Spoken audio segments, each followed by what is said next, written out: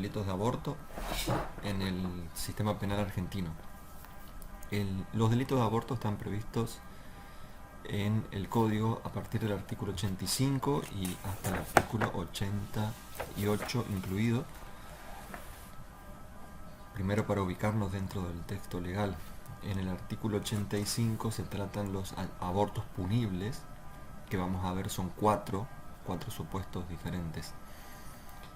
En el artículo 86 están los llamados abortos no punibles, es decir, el aborto terapéutico, eugenésico y sentimental. Vamos a aclarar el significado de cada uno de ellos. En el artículo 87 está previsto el llamado aborto preterintencional, y en el artículo 88 está prevista la pena para la mujer que causa su propio aborto o que consiente en que otro se lo cause. Bien, empezamos con el artículo 85, es decir, con los casos de abortos punibles en nuestro sistema penal, haciendo algunas aclaraciones previas. ¿Qué es lo que tenemos que aclarar? Bien, se sabe que durante el año pasado, por ejemplo, el año 2019, en Argentina se discutió en el Congreso la posibilidad de despenalizar el delito de aborto.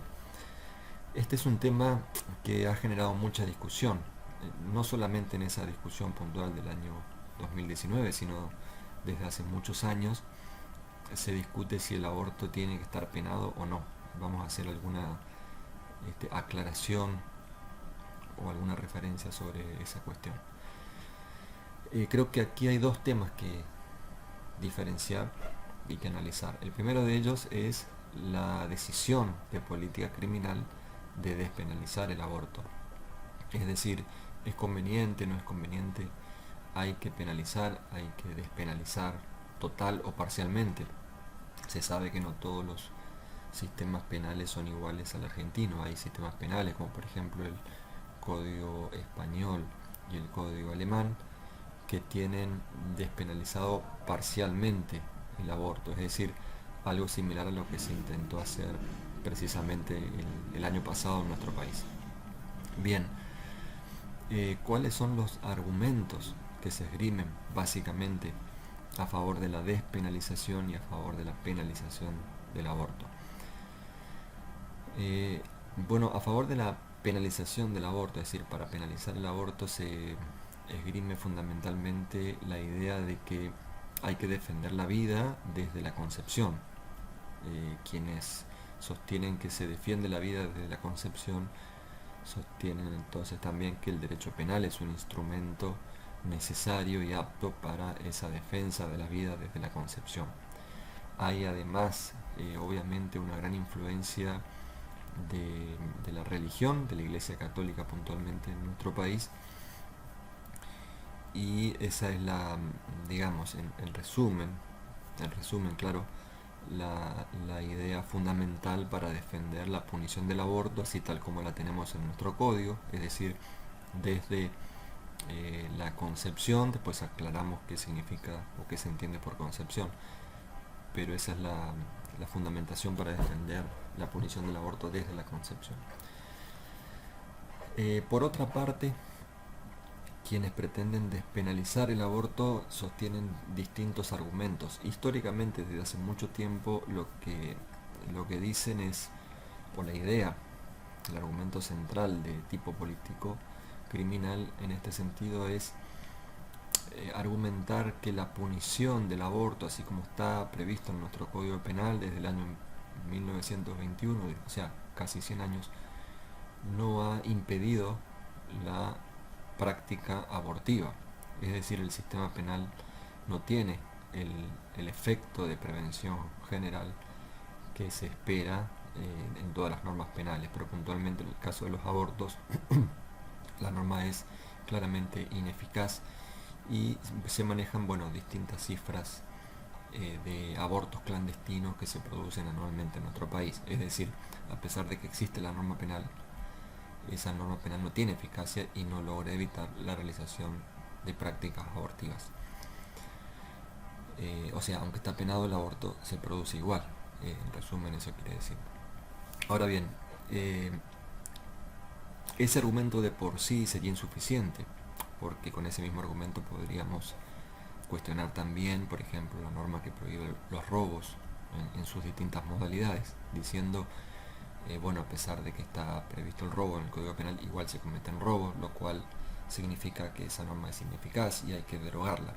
En el caso del aborto, puntualmente, se agrega, a diferencia de estas otras normas penales, además de la ineficacia, se agrega el argumento de que la punición en el sistema legal argentino lleva a la práctica abortiva clandestina, y esa práctica abortiva clandestina provoca una desigualdad en los grupos sociales, teniendo en cuenta que la persona que tiene medios económicos va a acudir a un sanatorio, a una clínica privada o a un médico con una cierta cantidad de garantías para la vida y la salud de la madre que decide esa opción, y esa opción no la van a tener las personas de bajos recursos, porque generalmente se atienden en los hospitales públicos, y los hospitales públicos se van a negar a la realización de la práctica abortiva invocando las normas penales. Eso provoca una desigualdad entonces, porque las mujeres de bajos recursos están obligadas a realizarse esa práctica abortiva cuando así lo deciden, en forma clandestina y en condiciones que no son aptas para proteger su vida y su salud. Eso genera entonces una cantidad de muertes y de graves afectaciones a la salud como consecuencia de los abortos clandestinos realizados por personas y en condiciones de ninguna manera aptas para cuidar esa vida y salud. O sea que, además de la ineficacia, no es solamente la ineficacia, sino la ineficacia más la desigualdad social que provoca la punición del aborto. Bien, actualmente se agrega además, actualmente digo, desde hace algunos años, se agregan además otros argumentos que tienen que ver con los movimientos feministas que invocan, además de esta desigualdad social y la ineficacia de la norma, que provocan la desigualdad en los derechos entre hombres y mujeres. Básicamente se invoca el derecho de la mujer a decidir sobre su cuerpo. Es la mujer la que lleva el embarazo, no el hombre, y entonces eso provoca también desigualdad entre los derechos de hombres y mujeres. Estos son los argumentos básicamente, y resumiendo como nos obliga el poco tiempo que tenemos, esos serían los argumentos para decir que el aborto debería despenalizarse, total o parcialmente. Bien, lo cierto es que hay mucho más por decir sobre esta cuestión. Es una cuestión muy discutible, pero es una cuestión en definitiva de política criminal, es decir, de tomar la decisión desde el Estado de penalizar o despenalizar el aborto. Yo particularmente creo que en este sentido los argumentos religiosos no pueden valer en esta decisión, que es una decisión de política criminal y una decisión que debe tomarse desde el plano y la argumentación jurídica. Lo cierto es que nuestro Código Penal prevé la punición del aborto en esas distintas modalidades, así como lo veníamos marcando, y entonces tenemos una ley que está vigente y vamos a ver qué significa o cuáles son los alcances de estos artículos 85-89 del Código Penal. Una segunda cuestión con respecto a la discusión de la despenalización del aborto tiene que ver con la constitucionalidad de esa eventual reforma al sistema penal argentino. Quiero decir lo siguiente: supongamos que tengan razón quienes sostienen que hay que despenalizar el aborto. Ahora la pregunta entonces sería, si está tomada esa decisión de política criminal, la pregunta sería, si se derogara la punición del aborto total o parcialmente, esa ley no sería inconstitucional, porque un argumento invocado generalmente en esta discusión es que el bloque de constitucionalidad defiende la vida humana desde la concepción, lo cual es cierto. En el artículo 4 de la Convención Americana de Derechos Humanos y en el artículo 6 del Pacto de Derechos Civiles y Políticos, también en la Convención de los Derechos del Niño, se protege la vida humana desde la concepción. Entonces, si en la Constitución, que es la ley superior, está prevista la defensa de la vida, ¿qué pasaría si una ley de rango inferior, que es el Código Penal, deroga la punición del aborto?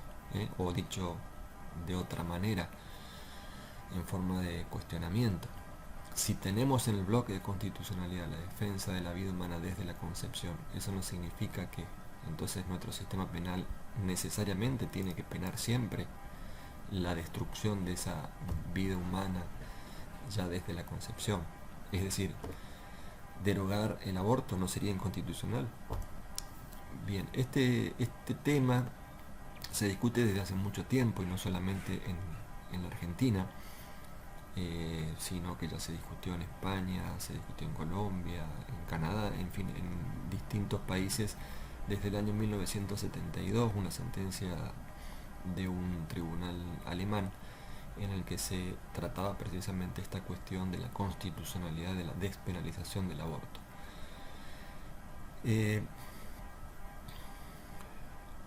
Bueno, por una parte hay un sector de la doctrina penal y constitucional que sostiene, miren, como en el bloque de constitucionalidad está protegida la vida desde la concepción, entonces no se podría derogar el aborto, porque eso sería inconstitucional.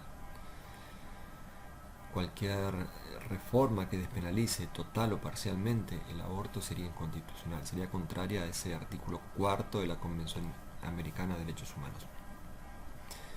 Eso por un lado, es la opinión, por ejemplo, por citar autores o trabajos de los más actuales sobre la materia, la posición de Sanchinetti, quien sostiene que sería inconstitucional despenalizar el aborto total o parcialmente. Por otra parte, quienes sostienen que esa derogación del aborto total o parcial no sería una contradicción con el artículo 4 de la Convención Americana o el artículo 6 del Pacto, mejor dicho, no sería una contradicción con el bloque de constitucionalidad. Y aquí se invocan dos argumentaciones básicamente. La primera sería sostener que hay que hacer una ponderación de intereses, y en esa ponderación de intereses estaría en juego no solamente la vida de la persona por nacer, sino también del otro lado el derecho de la mujer embarazada a decidir sobre su integridad física, sobre su proyecto de vida futuro. Yo creo que sobre esta cuestión tan delicada que ha generado mucha discusión, sobre esta cuestión la respuesta no necesita llegar a hacer esa ponderación de intereses entre la vida de la persona por nacer y la integridad física y la decisión de la vida futura de la madre, sino que hay que considerar que los tratados internacionales de rango constitucional, si bien son ley superior, no siempre que consagran la protección de un derecho en general, obligan al Estado o a los Estados parte de ese tratado a penalizar toda conducta que contraríe o que vaya en contra de ese derecho protegido. Quiero decir, hay tratados que expresamente obligan al Estado argentino a crear figuras penales, por ejemplo, la Convención Americana contra la Corrupción obliga y describe, detalla una serie de conductas que dice los Estados partes tienen que tener en su sistema penal este y este otro delito, y nos hace un detalle bien exhaustivo de cuáles deben ser las conductas penadas. Hay muchos tratados que tienen esta modalidad.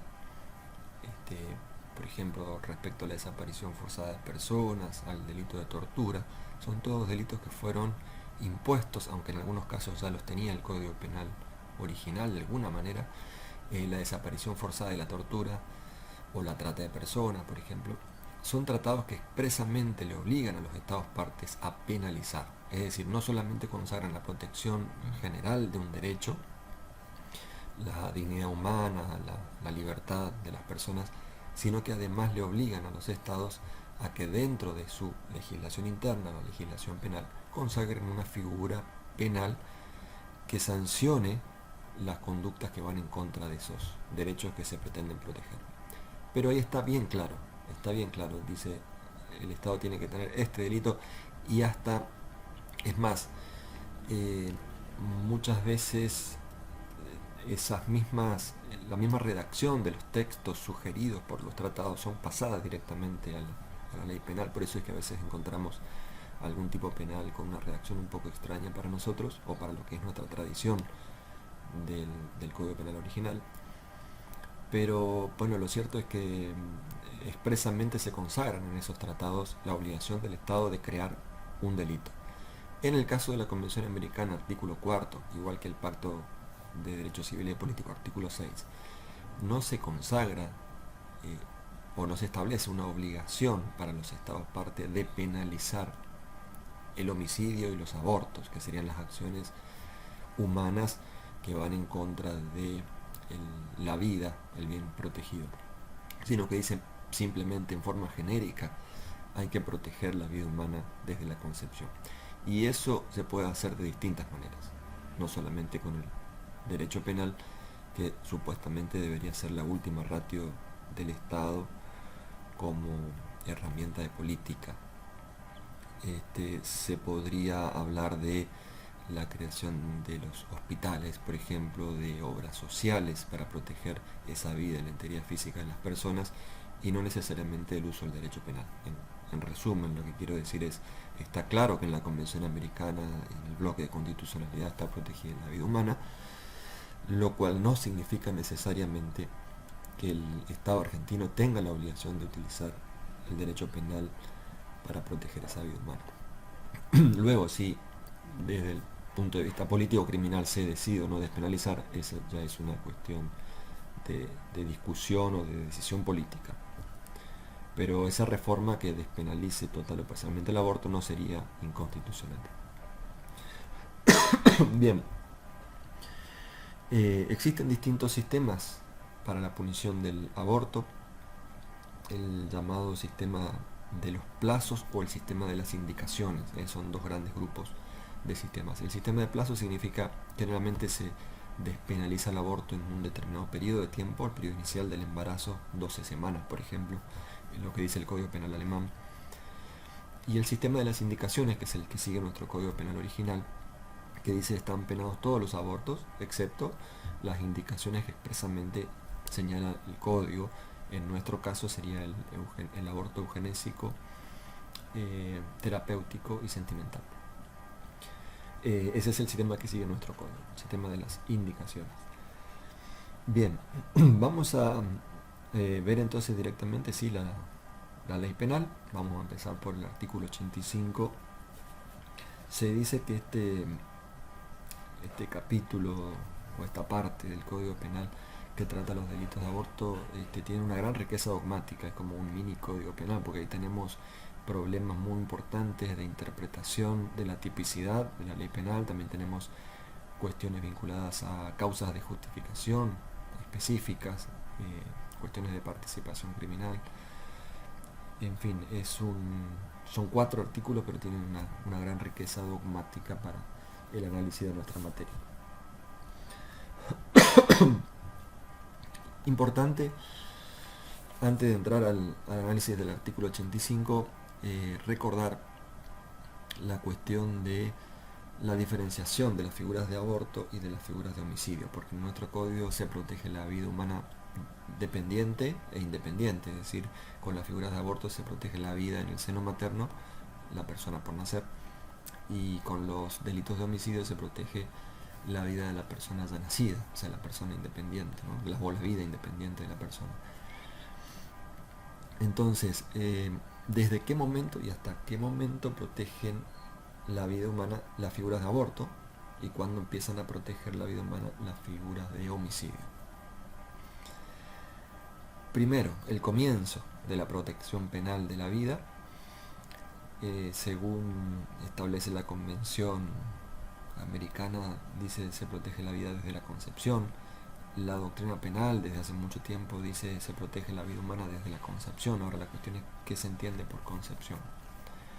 Y hay sobre esto dos posturas básicas.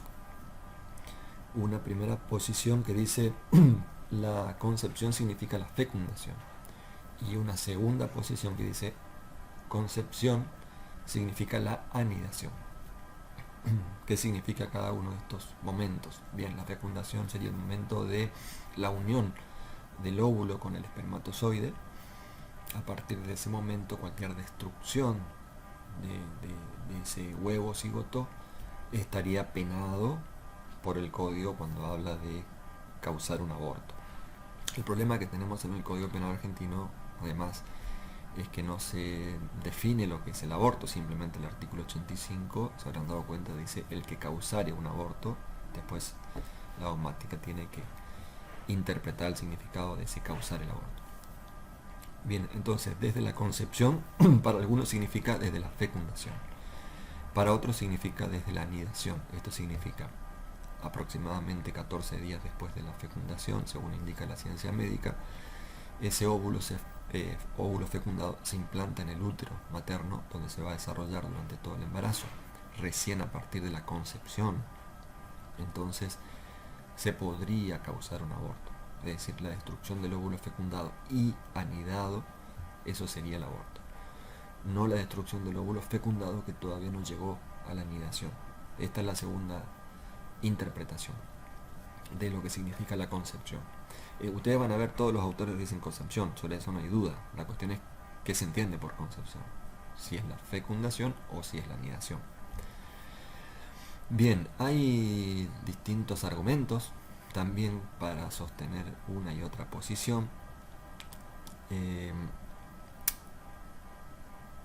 No podemos decir la mayoría de la doctrina, pero bueno, muchos autores del derecho penal en los últimos años se han inclinado a esta teoría de la anidación, invocando por lo menos tres argumentos. El primero tiene que ver con una cuestión probatoria. ¿Qué significa eso? Que según indica la ciencia médica, muchos óvulos fecundados no llegan a la anidación por causas naturales.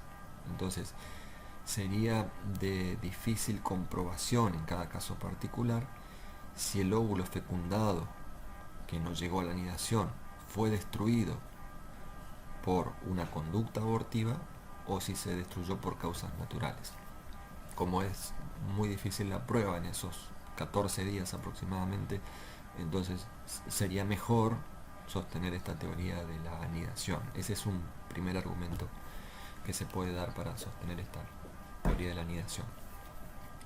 Otra argumentación que se utiliza tiene que ver con el uso de métodos anticonceptivos que son, digamos, aceptados socialmente, como por ejemplo el dispositivo intrauterino, el DIU, que actúa precisamente entre el momento de la fecundación y de la anidación, siendo un método, digamos, aceptado socialmente. Habría que considerar la teoría de la concepción, porque si no, las mujeres que utilizan el dispositivo intrauterino y todas las personas, como por ejemplo su pareja, el médico, estarían cometiendo abortos permanentemente, de modo que el uso de este tipo de anticonceptivos y su aceptación social indicarían que también sería aconsejable la teoría de la anidación. Y un tercer argumento puede ser el caso de los óvulos fecundados in vitro. O sea, destrucción de un óvulo fecundado in vitro, según la teoría de la fecundación, tendría que ser un aborto. Según la teoría de la anidación, eso no puede ser un aborto porque ese óvulo, si bien está fecundado, todavía no está anidado en el seno materno. Entonces, el concepto, digamos, social o natural que uno tiene del aborto no es el del científico que está destruyendo óvulos fecundados en el laboratorio, sino el médico que está provocando maniobras abortivas en el cuerpo de la mujer embarazada. Por esos tres argumentos básicamente es que no quiero decir la mayoría, pero una gran cantidad de autores en el derecho penal sostienen actualmente la teoría de la anidación, que además yo creo sería lo más correcto en esta materia de los delitos de aborto. Agrego que hay un fallo de la Corte Interamericana de Derechos Humanos, la causa Artavia Murillo. En esta causa Artavia Murillo, la Corte Interamericana entendió o interpretó que la Convención Americana de Derechos Humanos, en su artículo 4, cuando habla de la protección de la vida desde la concepción, esa concepción debe entenderse como anidación. Precisamente se trataba de un caso en el que se destruyeron óvulos fecundados in vitro. Entonces se discutía si era un aborto o no y el significado del artículo 4 de la Convención Americana. Bien, causa Artavia Murillo, de la Convención Americana. Suponiendo entonces que la protección del aborto comience desde la concepción y esa concepción significa la anidación, tendríamos que preguntarnos, bueno, ¿y hasta cuándo? Porque también está vigente o existe en nuestro código la figura de homicidio en distintas modalidades. Entonces doy un ejemplo para graficar el problema que significa o la importancia de entender hasta dónde, hasta qué momento llega la protección del aborto y cuándo comienzan los homicidios.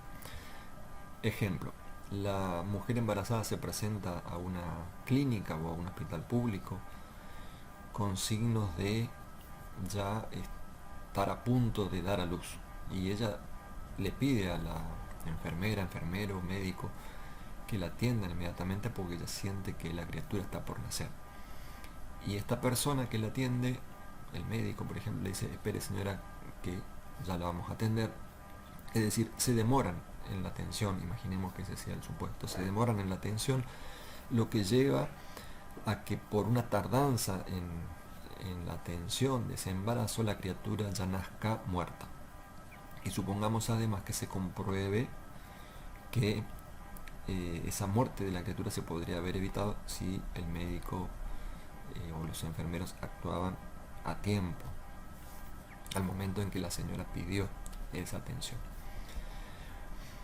Imaginemos hipotéticamente ese caso, porque ese es el caso que nos plantea entonces la necesidad de escindir la vigencia o la protección de la figura de aborto y del homicidio.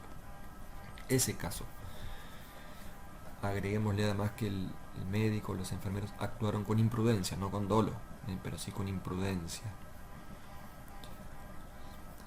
Tiene una particularidad este caso, que es un caso de omisión, pero no viene eso al análisis actualmente, no importa. Lo que importa es: ¿aplicamos el aborto o aplicamos el homicidio? El aborto, hay que aclarar, en el Código Argentino no tiene prevista la forma culposa, solo está previsto el aborto doloso y, como lo mencioné al principio, el preterintencional, no el aborto culposo. Además, el aborto doloso tiene una pena inferior, muy inferior a la pena del homicidio doloso. Entonces, ya por esos dos motivos es muy importante detenernos a pensar cuál es el momento de división del aborto y el homicidio. Si nosotros dijéramos que en este ejemplo que yo les estoy dando hay un aborto, entonces sería muy difícil penar al médico. ¿Por qué? Porque el aborto culposo no está previsto en el Código Argentino. Sería técnicamente un aborto culposo, como tal, no punible, conducta atípica.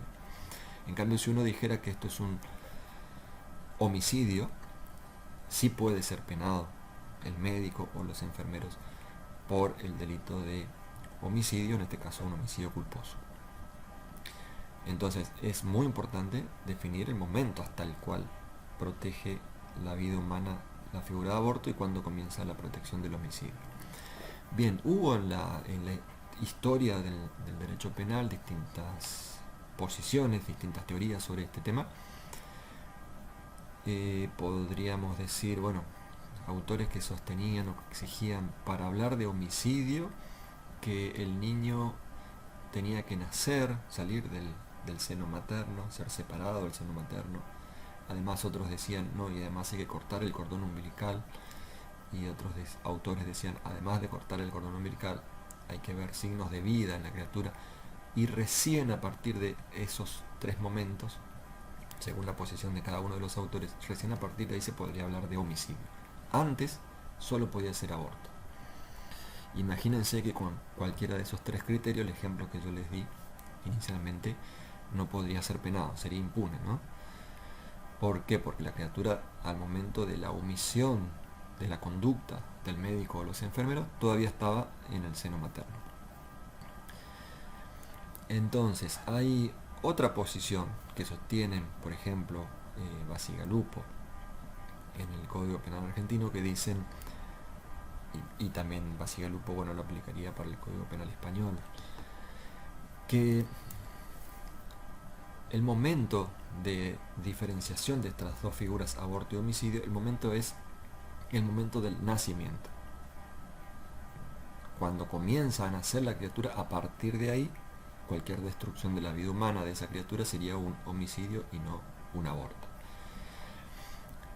Aclaro que en el Código Penal argentino esta posición era seguida en la doctrina penal cuando estaba vigente la figura de infanticidio, que estaba prevista en el artículo 81 del Código Penal. Una de las modalidades que preveía el artículo 81 era el infanticidio, como un homicidio atenuado.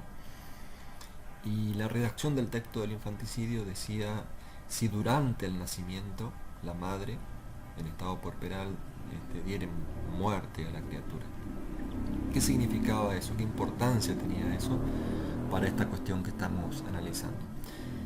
La importancia era la siguiente: si había en el código un homicidio, por lo menos un homicidio, que se pudiera comenzar a cometer ya durante el nacimiento, eso significaba que el homicidio se podía cometer ya durante el nacimiento. Ahora, derogada la figura de infanticidio, ya no nos queda más en el texto del Código Penal argentino el argumento para sostener esa posición de que dar muerte a la criatura durante el nacimiento sería ya un homicidio. Entonces, la derogación del infanticidio hizo que esta discusión se agigante, digamos, y se sostengan distintas soluciones al respecto. Entonces, por un lado, quienes dicen y siguen sosteniendo la idea de que para que exista homicidio tiene que haber separación de la criatura del cuerpo de la madre, o corte del cordón umbilical inclusive, y por otro lado, quienes dicen que ya puede haber homicidio desde el momento en que comienza el nacimiento. Cuando la criatura comienza a nacer, a partir de ahí ya puede haber homicidio. Ahora bien, ¿cuándo comienza a nacer la criatura? Cuando, dice Bacigalupo, por ejemplo, comienzan las contracciones expulsivas o contracciones de dilatación, cuando comienza el trabajo de parto. Hablando de parto natural, el momento sería ese de las contracciones de expulsión. La criatura ya está ubicada en el seno materno como para salir a la luz, digamos, para nacer. A partir de ese momento, y aunque la criatura todavía esté dentro del cuerpo de la madre, se podría considerar un aborto la acción u omisión de las personas que van a provocar la muerte de esa criatura. En el caso del parto por cesárea, el momento del comienzo del nacimiento sería el momento del primer corte sobre el cuerpo de la madre. A partir de ahí, cualquier conducta, o sea, acción u omisión de las personas que lleven a la muerte de la criatura, ya podría ser considerado un homicidio. Bien, este es un tema importante para tener en claro entonces los momentos, desde cuándo y hasta cuándo protege la figura de aborto y las figuras de homicidio en sus distintas modalidades. Si tomamos esta posición de Bacigalupo, entonces ahí podríamos decir que ese ejemplo que yo les había mencionado de la mujer embarazada que iba al hospital y pedía ayuda, ese caso podría sí ser considerado un homicidio culposo. Bien, hay otro tema vinculado con esto del momento del nacimiento o el momento del despliegue de la acción supuestamente delictiva y la producción del resultado, que lo vamos a ver después un poquito más adelante. Tiene que ver con lo que se llama el cambio del estatus del objeto de protección del bien jurídico. Pero vamos a meternos en el artículo 85 y en el análisis dogmático. El artículo 85 prevé entonces cuatro formas diferentes de aborto. Dice simplemente de que causar un aborto será reprimido con reclusión o prisión de 3 a 10 años, si obrare sin consentimiento de la mujer. Esta pena podrá elevarse hasta 15 años si el hecho fuera seguido de la muerte de la mujer. Y el inciso 2 dice, con reclusión o prisión de 1 a 4 años, si obrare con consentimiento de la mujer. El máximo de la pena se elevará a 6 años si el hecho fuera seguido de la muerte de la mujer. Eso significa que hay cuatro formas de aborto. ¿Cuáles son? Primero, en el inciso primero, el aborto sin consentimiento de la mujer, y además el aborto agravado, es decir, sin consentimiento y además agravado por la muerte de la mujer. Ahí hay dos supuestos. En el inciso segundo está previsto el aborto con consentimiento de la mujer y también el aborto con consentimiento y agravado por la muerte de la mujer. Ahí están los cuatro supuestos diferentes de abortos punibles en el artículo 85. Verán la escala penal muy distinta a la pena del homicidio. La comparación que hay que hacer con el artículo 79, el homicidio simple, es la pena del aborto con consentimiento de la mujer. Es decir, el aborto que tiene pena de 1 a 4 años de prisión. De modo que si quisiéramos comparar para el Código Penal argentino, el valor de la vida de la persona por nacer sería 1 a 4 años y el de la persona ya nacida de 8 a 25 años, según lo dice el artículo 89. ¿Está bien? ¿Está mal? Es la decisión del Código Penal. Hay una gran diferencia en las escalas penales. Algunos critican esta gran diferencia que existe con respecto a la persona nacida y la persona por nacer, pero bueno, esa es la escala penal que prevé nuestro código. Vamos a ver que puede considerarse esto importante para interpretar como causa de justificación algún supuesto del artículo 86. Bien, ¿cuáles son los elementos de la tipicidad objetiva de esta figura de aborto? Empezamos por la figura básica. La figura básica sería el aborto con consentimiento de la mujer, es decir, el 85 inciso segundo es el que prevé la figura básica. El 85 inciso primero prevé la figura agravada. ¿Por qué el inciso segundo de la figura básica? Porque ese aborto con consentimiento de la mujer significa que solamente se afecta un bien jurídico, que es la vida de la persona por nacer. En cambio, en el aborto sin consentimiento se afecta la vida de la persona por nacer y también lo que se llama la autodeterminación de la madre, es decir, la decisión de la madre sobre si realizar el aborto o no, tratándose de su cuerpo y de su proyecto de vida. Figura básica entonces, el aborto con consentimiento. ¿Cuáles son los elementos de esa figura o de la tipicidad objetiva de esa figura? Tiene que haber una mujer embarazada, tiene que haber un feto con vida y tiene que haber maniobras abortivas que provoquen la muerte de la persona por nacer. Es decir, que entre esas maniobras y el resultado muerte del feto tiene que darse una relación de causalidad primero y además relación de imputación objetiva, tal como se entienden los delitos de resultado actualmente por la dogmática penal. Es decir, que la conducta del médico, por ejemplo, que sea el que provoque o realice las maniobras abortivas, tienen que significar la creación de un riesgo jurídicamente valorado de provocar la muerte del feto, y son esas acciones, esas conductas, ese riesgo creado por el médico el que se realice en el resultado muerte del feto. Es un tipo doloso, una figura dolosa, o sea que el autor tiene que saber que está provocando un aborto. En el caso del aborto agravado del inciso segundo, es decir, por la muerte de la mujer, lo que se va a agregar es la producción de la muerte de la mujer. Es necesario que la mujer muera a consecuencia de esas maniobras abortivas. Y vamos a ver ahí dos cuestiones dogmáticas importantes de interpretación de la ley penal importantes, que son, en primer lugar, ¿a qué título se tiene que imputar esa muerte de la mujer? Está claro que es el aborto una figura dolosa, entonces el médico tiene que saber, o cualquier persona que provoque el aborto tiene que saber que está provocando un aborto, o sea, la muerte del feto. Y con respecto a la muerte, esa conducta tiene que ser a su vez por lo menos imputable a título de culpa. Hay una discusión en la doctrina, algunos dicen que podría ser imputable a título doloso. Yo creo particularmente que tiene que ser imputable a título culposo. La muerte sí tiene que tener dolo de matar al feto. Y si se produjera la muerte imputable a título doloso, sea directo, indirecto o eventual, el dolo, en ese caso ya estaríamos hablando de un concurso entre el aborto doloso con consentimiento y la realización de otra figura penal que sería el homicidio doloso. Esa es la interpretación que creo nos obliga el principio de culpabilidad y la proporcionalidad de las escalas penales.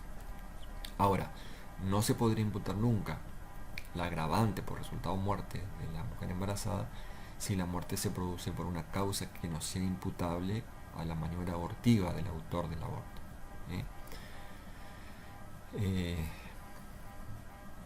Por ejemplo, a ver, para aclarar esta cuestión, si durante la práctica abortiva que está realizando el médico que sabe que está provocando un aborto, ingresara a ese consultorio un ladrón con intenciones de robar y en ese acto de robar utiliza un arma y utilizando el arma provoca la muerte de la mujer embarazada que justo se estaba practicando un aborto, esa muerte provocada por el ladrón, digamos, no se le podría imputar al autor de la maniobra abortiva.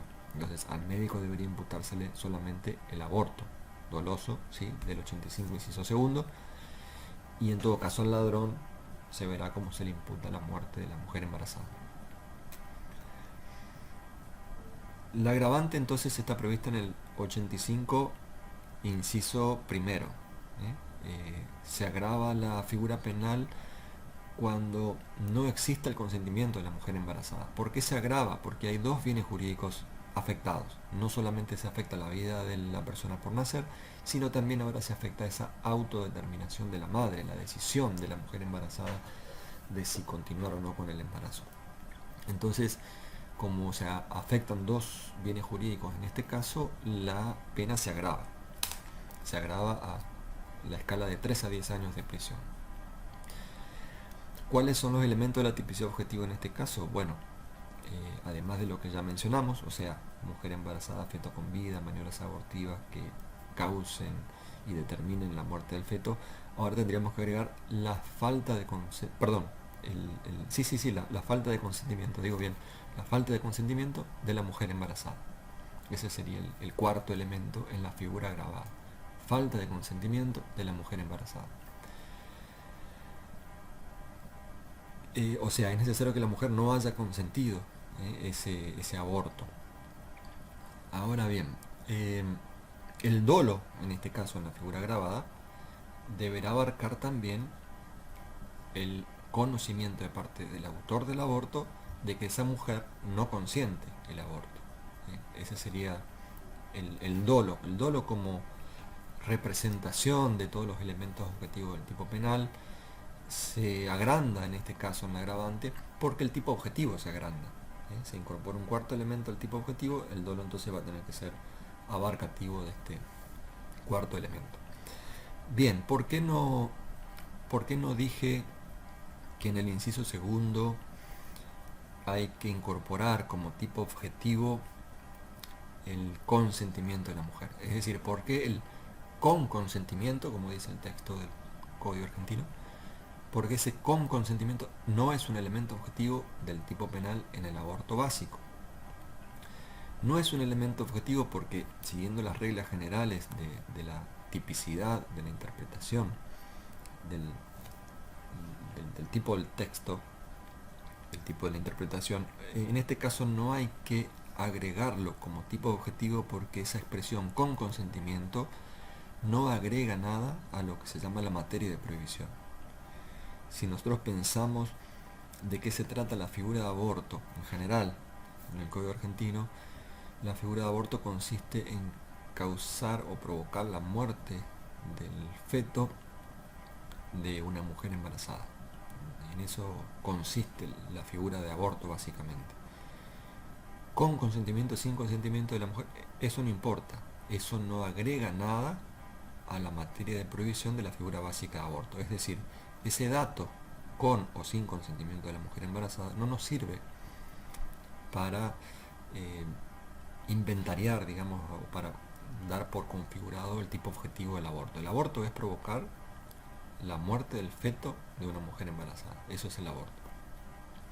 Si tenemos o no el consentimiento de la madre, eso no importa para la figura básica de aborto.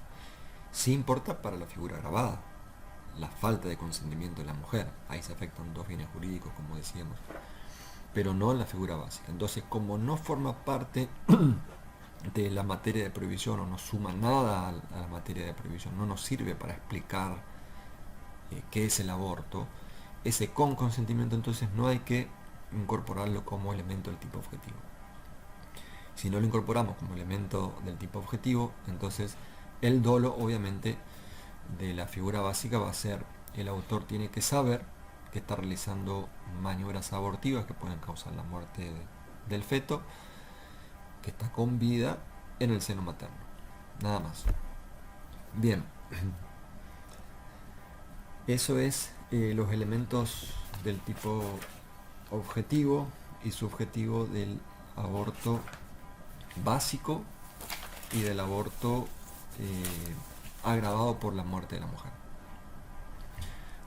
Restaría aclarar que las lesiones al feto en nuestro Código Penal no están previstas, como si está previsto en otros códigos, por ejemplo el Código Penal español, son códigos más modernos que el nuestro, sí prevén la punición de las lesiones al feto. Entonces en nuestro caso no, aunque en algún momento algunos autores del derecho penal argentino sostuvieron o pretendieron sostener la idea de que sí se pueden penar las lesiones al feto. Por ejemplo, Creus invocaba como argumento para penar las lesiones al feto lo siguiente. Él decía, Creus decía: cuando el artículo 89, 90 y 91 del Código hablan de causar lesiones a otro, ese otro puede ser una persona ya nacida o una persona por nacer. O sea, el feto puede ser considerado un otro en términos del artículo 89, 90, 91 del Código. Si fuera así, entonces se podrían penar las lesiones al feto. ¿Cómo serían las lesiones al feto? Sería el caso de, por ejemplo, un médico que quisiera con muy malas intenciones causarle un daño a esa mujer y lo hace provocándole lesiones al feto, ¿no? Por ejemplo, dándole algún medicamento que él sabe que le va a causar una lesión a la criatura. Bien, eso, decía Creus, está previsto en el artículo 89, 90 y 91. Cuando se habla de otro, el otro también puede ser un feto. Otro sector de la doctrina penal, invocando básicamente el principio de legalidad del artículo 18 de la Constitución, le decía a Creus: no, mire, usted no puede hacer esa interpretación, porque lo que está haciendo es una extensión o una analogía, y esa analogía está prohibida por el principio de legalidad. Cuando se habla de otro, hay que entenderlo de acuerdo a la sistemática integral del Código Penal, que otro es una persona ya nacida. Toda vez que el Código Penal habló de otro, de matar a otro, por ejemplo, habló de matar a una persona nacida.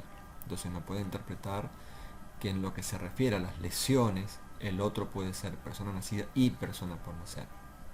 Porque siempre entendimos que otro significa la persona nacida. Por ejemplo, cuando el homicidio en riña, el homicidio en estado de emoción violenta, hablan de matar a otro, o los homicidios agravados se habla de matar a otro, siempre estuvo claro que ese otro era una persona ya nacida. Si no, tendríamos que pensar que todos esos homicidios se aplicarían también a los casos de aborto. Toda vez que el Código Penal hable de otro en cualquier parte, estaría haciendo referencia también a la persona por nacer, y eso iría en contra de la sistemática de nuestro Código Penal, ¿no?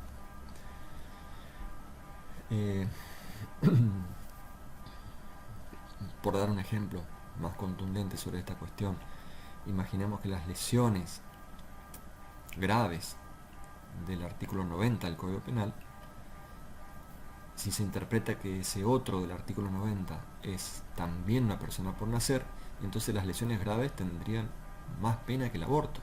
O sea, las lesiones graves al feto tendrían más pena que el aborto mismo. O sea, el mensaje del Código Penal sería para esa persona que está provocando lesiones al feto: mire, mejor mátelo porque entonces va a tener menos pena, ¿no? La pena del aborto es hasta 4 años y la pena de las lesiones graves hasta 6 años. Y si las lesiones fueran gravísimas, tendría hasta 15 años, ¿no? Creo que es la pena máxima de las lesiones gravísimas. 10, perdón, de las lesiones gravísimas sería 10 años. Sería más del doble de la pena del delito de aborto.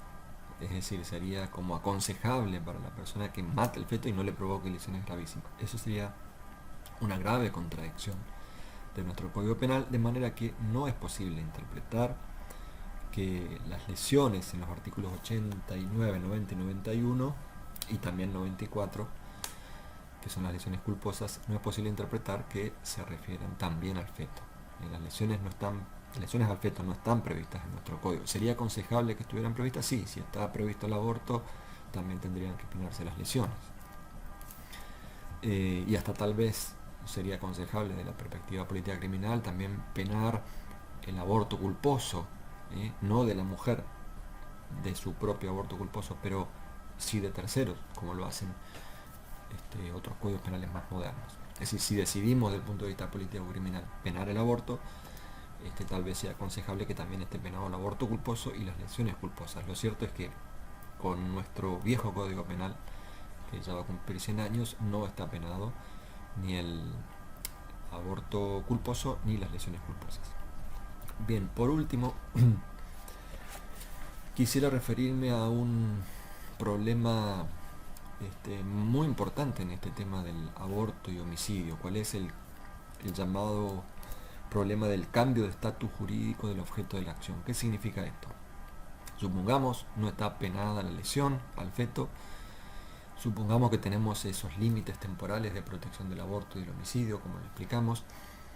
¿Qué pasa si el autor despliega una acción contra la mujer embarazada y las consecuencias de esa acción recién se manifiestan cuando la criatura está fuera del seno materno? Ese es el problema que se estudia en la parte general como el problema del cambio de estatus jurídico del objeto de la acción. Y hay distintas respuestas o distintas propuestas de solución en la doctrina penal para este problema. Ojo, en nuestra doctrina penal argentina es muy poco lo que se ha dicho. Sí se ha discutido mucho en el derecho penal español y alemán. Imaginemos un ejemplo. El ladrón va a robar y entre las víctimas del robo hay una mujer embarazada, con un embarazo de, por ejemplo, 7 meses u 8 meses, si quieren. Y entonces el ladrón, con un arma de fuego, dispara, realiza varios disparos. Uno de esos disparos da con la mujer embarazada y provoca que esta mujer embarazada tenga que ser llevada de forma urgente a un hospital, y en el hospital la única solución que ven para salvar la vida de la mujer y de la criatura es adelantar el parto. Entonces se adelanta el parto, nace la criatura con vida, vive 2 horas y muere. Y muere, aquí viene lo importante, como consecuencia de esos disparos realizados por el ladrón. Ese es el caso problemático. Ha habido casos así en la jurisprudencia. Desde el punto de vista teórico, es importante analizar si eso es un aborto o si eso es un homicidio. Bien, hubo un caso muy conocido a través de los medios de comunicación con estas características. Yo no puedo hablar sin conocer exactamente todas las características del caso, solo lo que se ha leído en la sentencia, pero casos en los que se imputó, así con estas características del ejemplo, se imputó homicidio agravado, crimen y causa, o sea, artículo 80, inciso séptimo del Código Penal, lo cual es muy discutible. Pero la pregunta que tenemos que hacernos es si es posible imputar un homicidio en ese caso.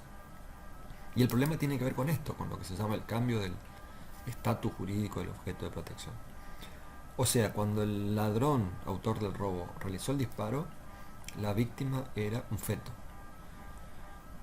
Y cuando se produce la muerte, momentos después, la víctima ya no es un feto, es una persona nacida.